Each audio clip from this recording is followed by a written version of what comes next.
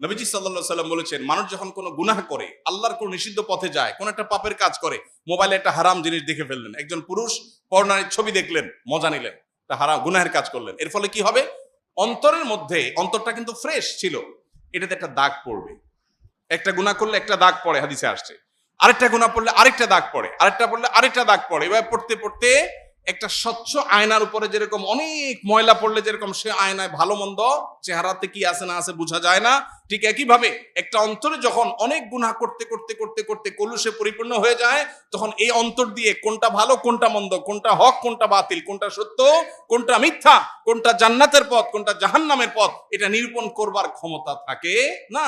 এই জন্য আমার অন্তরকে পরিশুদ্ধ করবার জন্য 1 নম্বরের কাজ হলো সকল প্রকার গুনাহ থেকে বাঁচার জন্য সর্বোচ্চ সংগ্রাম করা।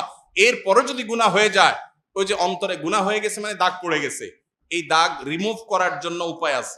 গ্লাস পরিষ্কারের জন্য যেরকম গ্লাস ক্লিনার আছে, ঠিক একইভাবে অন্তর পরিষ্কারের জন্য কল্ব ক্লিনার আছে। সেই ক্লিনারের নাম হলো তওবা। সেটার নাম কি? তওবা। বান্দা যখন তওবা করে, আত্তাইবু মিনায যামবি কামা লা যামবা লাহ, তার অন্তরে যে দাগ পড়ে যায়, ভালো করে তওবা করতে পারলে সেই দাগ মুছে যায়। তাহলে আমাদের নিজেদের পরিশুদ্ধ করার জন্য 1 নম্বর স্টেপ হলো কি? গুনাহ থেকে বাঁচার জন্য সংগ্রাম করা। অনেক নফল নামাজ দরকার নাই, অনেক নফল দানও দরকার নাই, অনেক তাসবিহ না হলেও চলবে, অনেক তেলাওয়াত না হলেও চলবে, কিন্তু যেটা না হলে চলবে না সেটা হলো কি?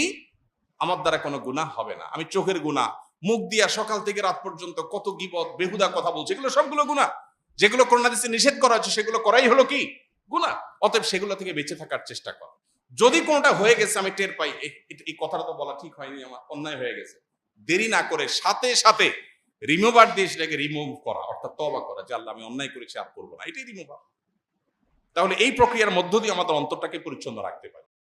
আস-সুন্নাহ ফাউন্ডেশন, উম্মার স্বার্থে সুন্নাহর সাথে।